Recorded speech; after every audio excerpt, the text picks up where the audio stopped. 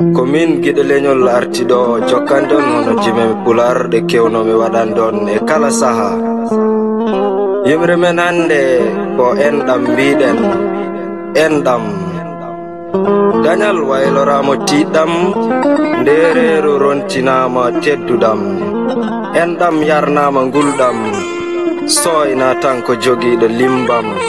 Hay so o wona e askam yo taw tan omo mari ɓuɗɗam. Mi haajaka teyɗam, mi faltaki coɗɗam, mi soytani soyde am, mi yaɓana caggal keeri am. Miɗo ɓakkoɗo wona ko am, miɗo potto ko jeya ko e am. Miɗo falko si kala bandam, hanki mo kolci ndilatenomi e galle am. Hande mo jiidigal woyi taƴam, yoro sompi mbaggu sirki koldam. Ko webno wonti e jimti hande yonta am, sattende laatima jewte e nder rendo am. Mi hattima tumbude payanɗe wuro am, ɗo wasɓe joña gornam, ballodiral cattugal e nder gurdam, yurmede dogi e ɗam enɗam. Ɗo wonti ko dañɗa tan yiyata mooso am, ko kam tan pentananmi jimɗe am, ko kam tan woni laaram, jeyɗo kala hande am.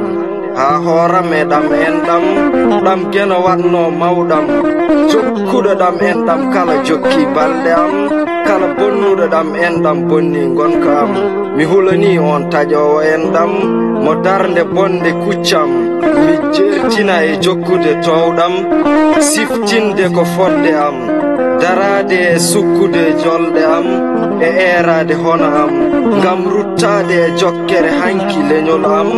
Ɗo dental riwno caɗele e nokku am, ɗo ɓerde ɓuɓno e gendi am, sibu rernode enɗam, geno moƴƴini gurdam. Eyyi bandiraɓe, mi haddanon ɗo e yimre men nde noddirɗen enɗam. Ɗum noon yajanta en mi jokkane en yimre men nde mbiyeten ndungu.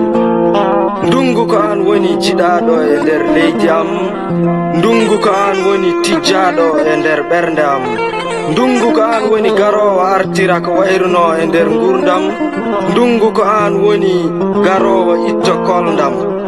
E on saha asaman ƴoga heewa waklito belɗam, ono usto goƴaji jargoji am, tumande huɗo fuupi itti caɗele gorloji am. Asaman wonti dinare am, leydi foofi belgol e diƴƴe am, diƴƴe kewti e laddeeli, beeli pecciti laabi, softende wodani kaabi, biigi ndiwodira e garbaji. Ndungu ko a koɗo bismaɗo e nder leydi am, ndungu ko a yurmede to bajjo am, ndungu ko a cellinowo to banggue diine am.